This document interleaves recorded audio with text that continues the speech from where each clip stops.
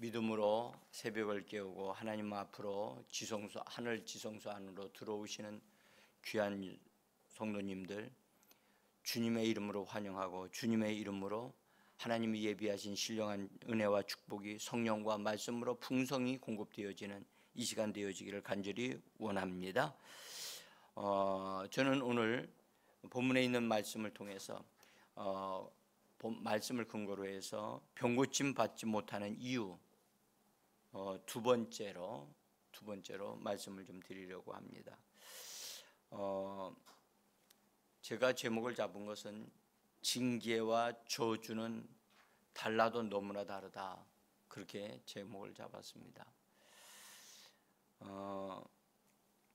신약의 징계와 구약의 저주와 재앙은 너무 현저한 차이가 있습니다. 이 말씀은 구약과 신약이 하나님의 말씀이면 틀림이 없지만 구약의 흐름과 신약의 흐름이 동일하지 않다는 거예요. 그 무엇이 동일하지 않는가를 우리가 좀 정확하게 보고 발견했으면 좋겠어요. 이 차이를 모르기 때문에 사람들이 치유받으려고 하지 않는, 또 치유가 일어나지 않는 이유 중에 하나가 여기에 있다는 겁니다. 구약에는 축복과 저주가 선포되어졌고 이스라엘 백성들이 가나안 땅에 들어가서 그리심산과 에벨산에 각각 백성들이 서서 축복만 선포한 것이 아니라 저주까지 함께 선포한 것이 성경에 기록되어져 있습니다. 특별히 구약에서는 저주에 대하여 말씀하실 때 그 저주로 말미암아 질병들이 있을 것임을 말씀을 하고 있어요. 그것은 신명기 28장 20절로부터 22절인데 그것은 여러분들이 찾아서 읽으시기를 바라고요.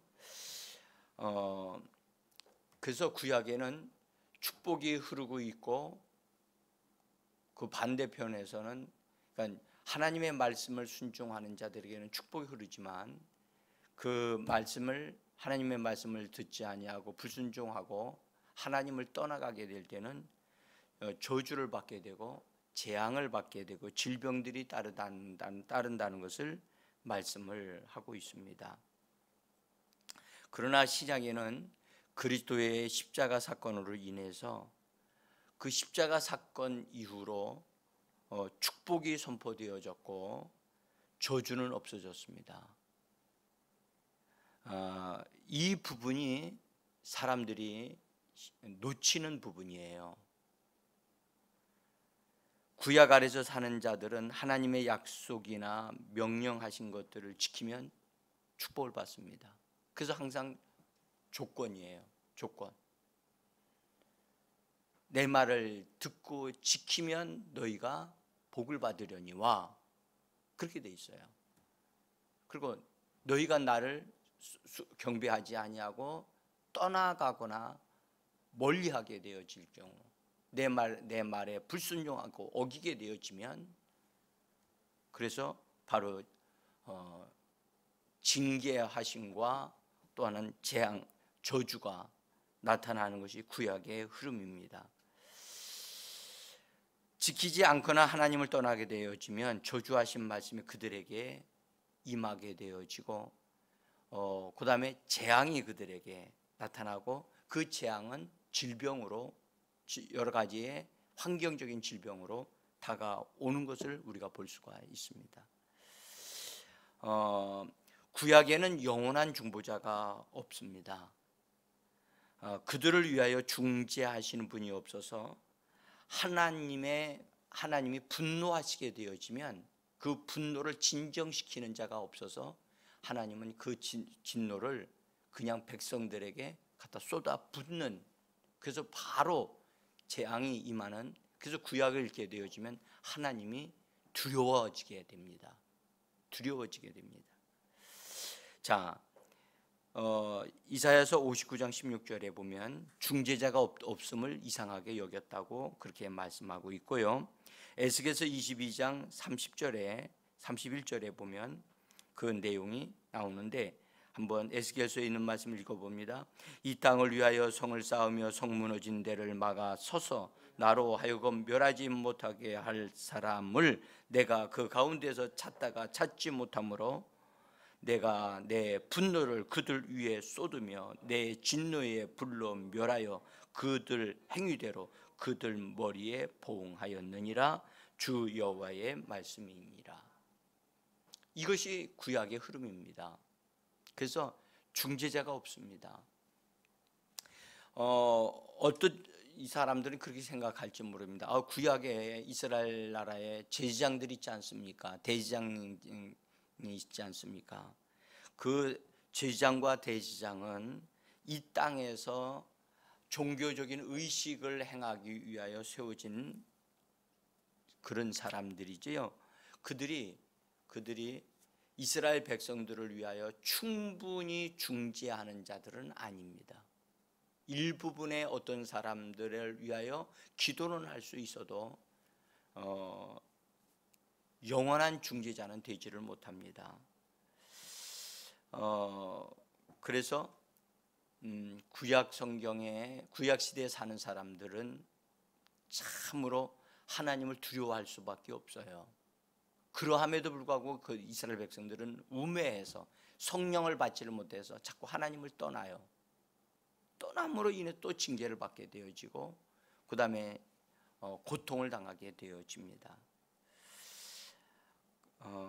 그러나 신약에 믿는 성도들은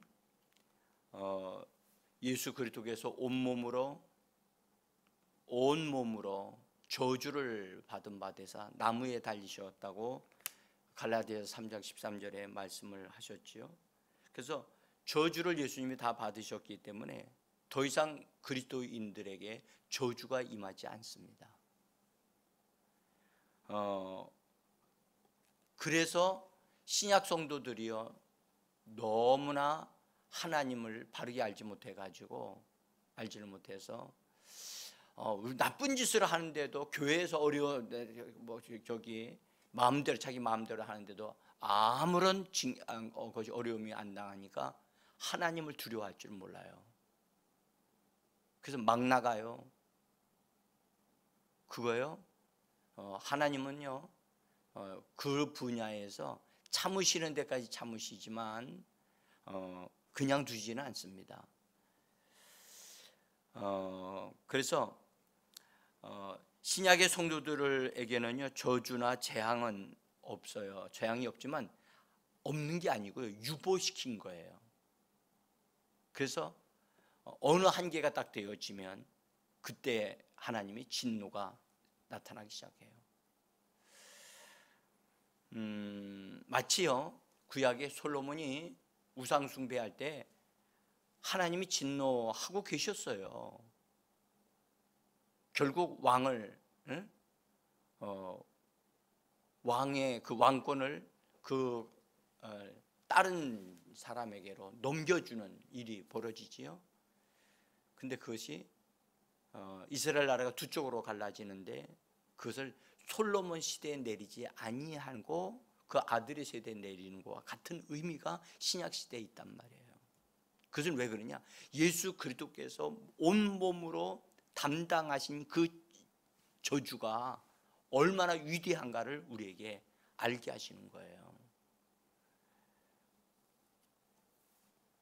그래서 예수 그리스도는 지금 하늘 지성소 안에서 우리를 위하여 그분의 교회를 위하여 지금도 끊임없이 그분 기도하시는 분이다, 간구하시는 분이다. 그래서 우리의 중재자가 있는 거예요. 그래서 하나님이 진노하시려고 하시는데 중재하시는 그리스도가 계시기 때문에 참고 계시는 거예요. 자, 여기 로마서 8장 34절에 보면 이렇게 말씀합니다.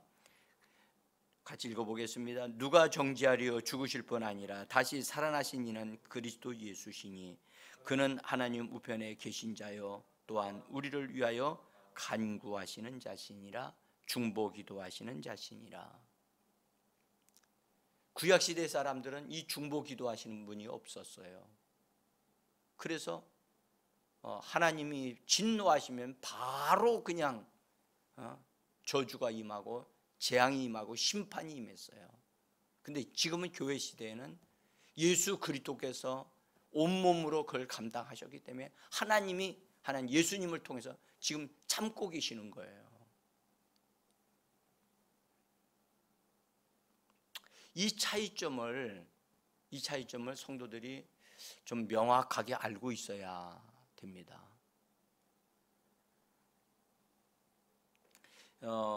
잘못된 가르침을 받은 사람들, 이 잘못된 교회 안에서도 또는 교회가 지도자에 따라서 교회가 잘못된 가르침을 받을 수가 있거든요. 그러니까 병고침을 받는 것은 초대교회로 끝난 것이지 하나님이 초대교회 때에 그런 표적과 기사가 일어나게 하신 것은 성경을 완성시키기 위하여 그렇게 하신 것이다. 지금은 성경이 완성되어져서 우리에게 주어졌기 때문에 더 이상의 기적과 표적과 병 고치는 것은 일어나지 않는다 라고 하는 이 거짓된 가르침이 지금도 흐르고 있다니까요. 지금도 신학교의 교수들이 이 얘기를 하고 있다니까요. 은사도 끝났다라고 얘기를 한다고요. 이런 잘못된 가르침을 받은 사람들은요, 자기도 모르게 그 가르침을 따라서 그걸 믿게 되기 때문에 그런 역사가 일어날 수가 없어요. 잘못된 걸 믿고 있는데 하나님이 거기에 어떤 기적을 베풀어 주실 수 있나요? 병 고칠 수 없어요.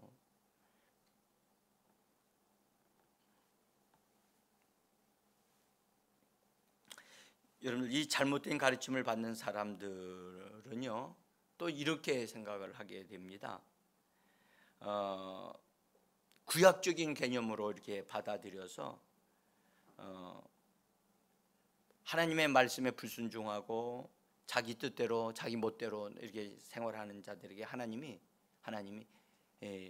징계를 통해서 징계로 병을 주거나 저주, 그런 고통을 보내가지고 그들로 하여금 그들이 잘못하고 있는 것을 깨닫도록 하고 하나님의 말씀에 온전히 순종하도록 하기 위해서 하나님이 그런 것을 질병을 보내시고 그 다음에 고통을 허락하신다. 여러분, 이건 마치요 구약으로 돌아간 것 같은 느낌을 갖게 하는 가르침입니다. 율법적인 가르침이라고 볼 수가 있어요. 신약에 나오는 징계는요, 병이나 고통이나 재앙을 하나님께서 성도들에게 보내신다고 그렇게 말씀하고 있지 않다는 거예요.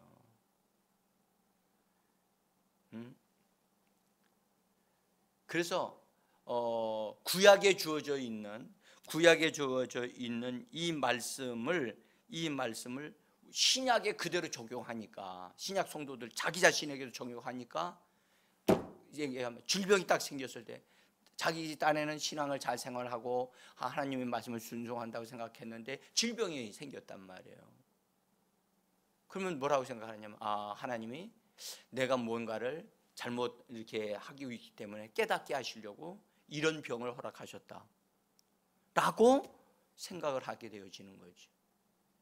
그러면 그런 생각을 하고 있는 자에게 하나님의 그 병 고치시는 역사가 일어날 수 있겠냐고요. 일어날 수 없습니다.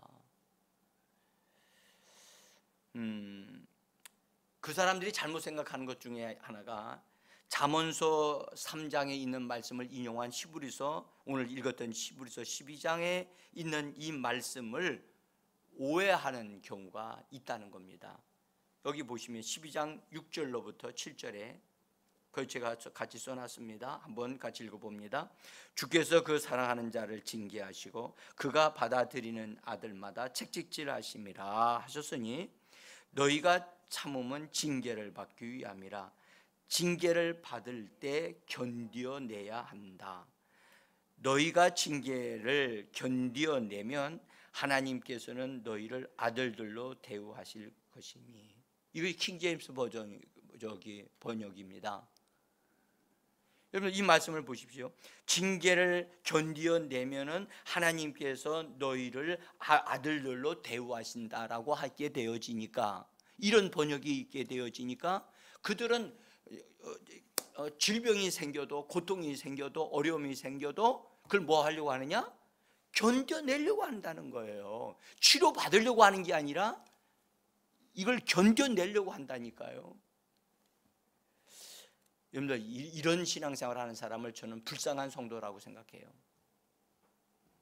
이 불쌍한 성도들, 자신들에게 가혹하게 주어진 질병이나 고통이 하나님이 주시는 징계로 여기고 하나님의 뜻에 복종할 수 있도록 자기는 끝까지 그것을 견뎌내는 인내심, 하나님의 성품이 자기 안에 이루어지도록 해야 된다고 해서 참아내려고 한다니까요.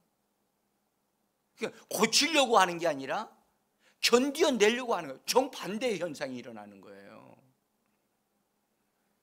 왜 이렇습니까? 이 말씀을 잘못 받아들이기 때문에 그런 거예요. 그러니까 병 고치지 받지 못하는 이유가 여기에 있어요. 오늘날 교회 안에 있는 성도들 가운데 이런 신학으로 신앙생활을 하고 있는 사람들이 많습니다. 여러분들 한번 생각해 보세요. 하나님이 병을 주셔서 그들이 아프게 되어졌다. 그러면 그 아픔을 견뎌내다 보니까 너무 아프고 힘들거든요. 그러면 어떻게 해요? 병원 찾아가요. 그 의사의 도움을 받아요.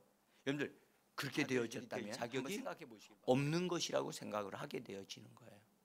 그리고 병원이 가는 것 자체가 죄를 짓는 것이라고 생각하게 되고 의사의 도움을 받는 것이 하나님이 원하는 뜻이 아니라는 사실을 스스로, 하나님은 그렇게 얘기하시지 않는데 자기가 그렇게 생각하게 된다는 거예요.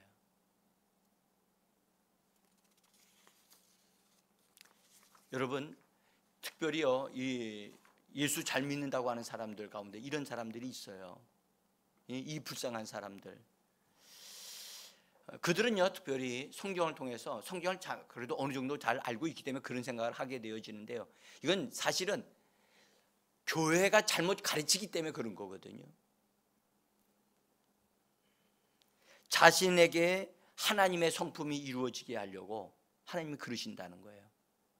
하나님은 하나님의 거룩한 성품에 참여하도록 하나님이 허락하셨기 때문에 그것이 자기에게 이루어지기 위해서 자기 속에 그것을 받아들이지 않는 어떤 것이 있어서 하나님은 그런 것으로 질병을 통해서 자기에게 깨닫게 하시려고, 깨닫고 돌이킬 때까지 하나님은 이 병을 자기에게서 걷어가지 않을 것이다, 그렇게 생각한다는 거예요. 그리고 자기의 성품이 못된 것들이, 교만한 것 뭐 이런 것들이 있으니까 그런 것들을 다듬기 위하여 하나님이 자기를 낮추시기 위해서 이렇게 하시는 것이다. 이렇게 그런 식으로 생각하게 되면요 그럴듯하게 보입니다. 여러분 잘못된 가르침을 받게 되면 잘못된 믿음을 가지게 되어지고, 잘못된 믿음을 가지게 되면 잘못된 생각을 가지고 잘못된 행동을 하게 되어 있습니다.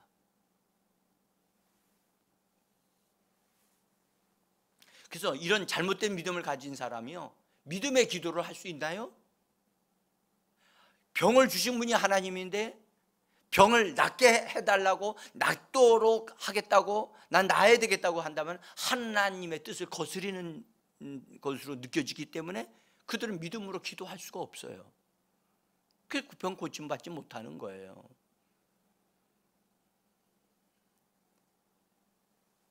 그리고 그들은요 자기 자신들이 뭔가를 잘못한 것을 깨달으려고만 노력을 하지요. 고치려고 하질 않아요. 응? 그래서 뭔가 깨달았다. 아, 교만한 걸 내가 너무너무 내가 내가 너무나 지금 자기가 받은 축복이 많아가지고 그것 때문에 자고할까봐 해가지고 하나님이 나를 낮추시기 위해서 이런 질병을 허락하셨다고요? 너무나 그럴듯한 포장을 하고 있어요.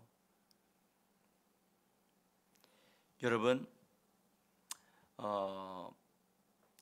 이처럼요 스스로 자기 자신을요 정죄하는 신앙을 가지고 있단 말이죠. 여러분들, 이것은요 어뜻 보면요 회개를 많이 해요. 자기가 이런 죄가 있고 이런 잘못했습니다. 회개를 많이 하지만 여러분들, 그것은 거기 그 회개하는 그 울타리 안에서 벗어나지를 못한다고요. 자유가 없다고요. 자유가. 진리를 알지니 진리가 너희를 자유케 하리라고 주님 말씀하셨는데, 진리를 알면 알수록 자유해야 되는데 잘못된 것을 알고 있어요. 하나님이 병을 주셨다고 하니까. 제가 어제도 말씀드렸죠. 하나님 아버지는 병을 주시고 하나님의 아들이신 그리스도는 병을 짊어지시고 책찍에 맞으신 바 되셨다? 이 말이 되냐고요, 말이.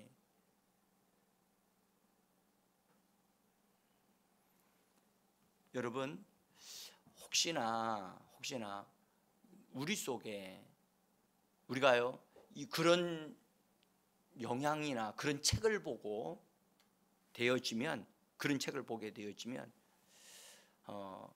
그런 영향을 받게 되어집니다. 그걸 벗어버려야 됩니다.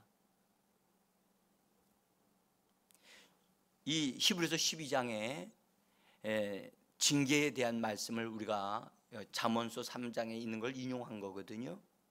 인용한 것을 12장 7절의 말씀을 메시지 성경은 이렇게 번역을 해놨어요. 자, 우리 같이 12장 7절에 있는 말씀을 같이 읽어봅니다. 하나님은 여러분을 사랑하시는 자녀로 대하십니다. 여러분이 겪는 이 고난은 벌이 아니라 자녀라면 당연히 겪게 마련인 훈련입니다. 무책임한 부모만이 자녀를 제멋대로 살게 내버려 둡니다. 하나님이 무책임한 분이시면 좋겠습니까? 라고 번역을 달리했어요. 여기 뭐라고 번역을 했느냐 하면 훈련이라는 거예요. 훈련. 하나님의 징계는 성도들로 하여금 바르게 되어진 삶을 살게 하려고 하는 위해서 훈련을 시키시는 것이지, 하나님이 질병을 주시는 분이 아니고 저주를 주시는 분이 아니라는 것을 이렇게 말씀을 하고 있다고요. 여러분, 11절을 또 읽어보면요 그 이유를 또 우리가 알 수가 있어요. 11절에 보면 무릇 징계가 당시에는 즐거워 보이지 않고 슬퍼 보이나 후에 그로 말미암아 연단 받는 자들은 의와 평강의 열매를 맺느니라. 여기도 연단이라고 우리 성경도 번역을 했어요. 근데 다른 보면 훈련이라고 돼 있다고요. 훈련. 여러분들, 질병으로 훈련시키는 부모가 있을까요? 자식이 너무나 못돼 가지고 부모한테 막 대어들고 그런다고 해가지고 너 한번 맛을 봐라 해가지고 병균을 자식에게다가 집어넣는 그런 부모가 있어요? 여러분, 그것은 부모가 아니죠. 부모가. 그는 그렇게 된다면 살인자지요. 살인자.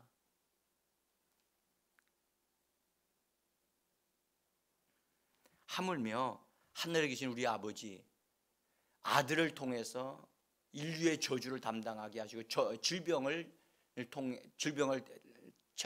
처리하기 위하여 책찍에 맞으신 바 되신 이 아들을 통해서 이걸 담당하신 하나님 아버지께서 우리에게 그 질병으로, 고통으로 우리에게 징계하시겠냐고요. 하실 수 없고요. 지금요 교회 안에서 잘못되어져서 행동하는 사람들을 하나님 가만 두시는 것은 참고 계시는 거예요. 유보하고 계시는 거예요. 여러분들 참고 계시는 게 더 두렵다는 사실을 아셔야 됩니다.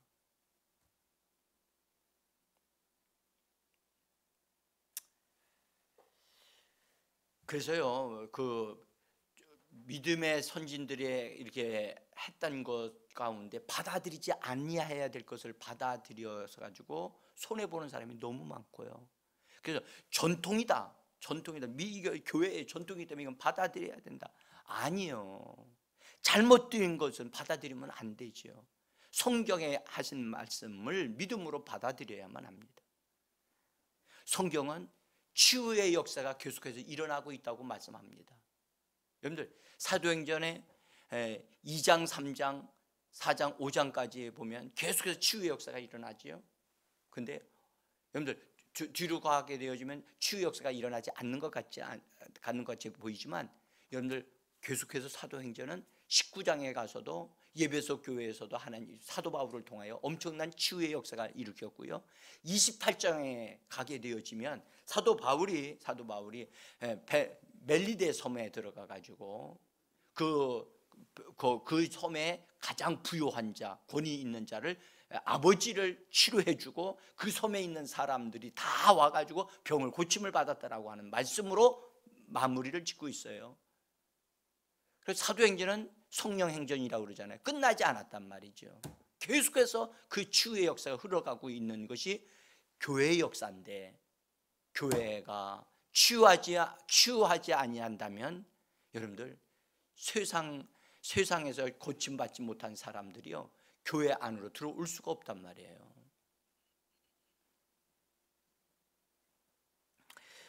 저는요 장로교에서 신앙생활을 시작했기 때문에 장로교 신앙인들의 삶을 어느 정도는 압니다.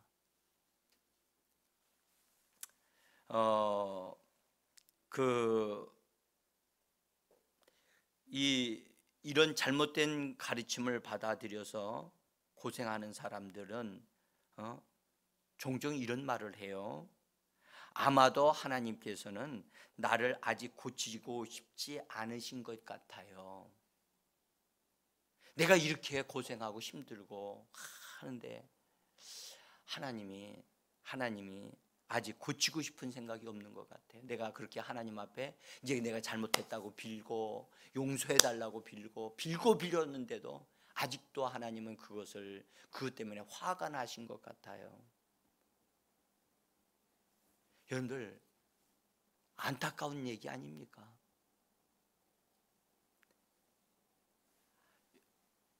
아마도 그렇게 하신다고요? 또는 이렇게 얘기하는 사람이 있어요. 아직 하나님의 때가 되지 않았기 때문인 것 같아요. 어느 때인가는 고쳐주실 거예요, 기도하니까. 그러나 아직 때가 되지 않은 것 같아요. 정말 그럴까요? 언제가 때지요? 시간이 다 지나간 다음에 늙어서요? 고쳐주신다고요? 그 다음에 또 이렇게 얘기합니다. 죽어가면서 하는 얘기입니다. 뭐라고 얘기하는지 아십니까? 하나님이 나를 빨리 천국으로 데려가시려고 하시는 것 같아요. 청소년이 지금 현재 병이 걸려서 죽어가고 있는데, 자기 아들과 자녀가 죽어가고 있는데 하나님이 너를 말이야 일찍이 데려가고 싶어서, 너를 너무너무 사랑해서 하나님 너를 일찍 데려가기를 원하시는 것 같아. 그게 위로가 되어지는 말일지는 몰라도 그게 진정 복음인가요? 저는 이런 분들에게요 전도서 7장 17절에 있는 말씀을 꼭 들려드리고 싶어요. 한번 읽어보겠습니다. 전도서 7장 17절. 어찌하여 기한 전에 죽으려고 하느냐. 이것이 하나님의 말씀입니다. 어찌하여 기한 전에 죽으려고 하느냐. 아직도 살아야 할 시간, 자연 수명이 남아있는데도 불구하고 본인이 스스로 포기하거나 잘못된 가르침에 의하여 인생을 포기하게 만드는 그런 잘못된 가르침은 반드시 교회 안에서 정리되어져야 할 줄 믿습니다. 오늘 제가 이 말씀을 드리면서 정말 여러분, 이것이 한국 교회에도 너무 많다는 사실입니다. 이걸 걷어내야만 하는데 누가 이것을 걷어냅니까? 하나님의 역사가 교회 안에서 충만히 일어나야 할 줄 믿습니다. 여러분들 정말 치유하시는 하나님의 역사가 우리 제자교회를 통해서 흘러 넘쳐나서 다시 한번 이 땅에 복음을 알지 못하는 사람들이 치유하시는 하나님이 계시다 해서 찾아 들어오는 역사가 일어나야 될 줄 믿습니다. 여러 종류의 병들이 많은데 의사들이 고치지 못해서 포기하는 상태 얼마나 많은지 몰라요.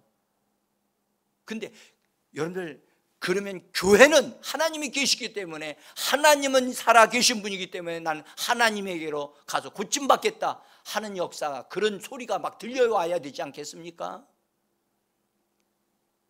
오늘날 교회가 이 부분에 대해서 문을 닫아 걸고 있기 때문에 구원받아야 할 사람들이 구원받지 못하고 죽어가는 것입니다. 우리는 과감하게 이 문을 깨버리고 세상 사람들이 치유는 우리의 것입니다, 예수께서 죽으시고 채찍에 맞으신 것은 바로 우리를 위한 것입니다 라고 예수님을 붙잡고 구원받는 역사, 치유받는 역사가 일어나는 새로운 역사가 교회를 통해서 이루어지기를 예수 이름으로 축복합니다. 기도해 주시기를 바랍니다.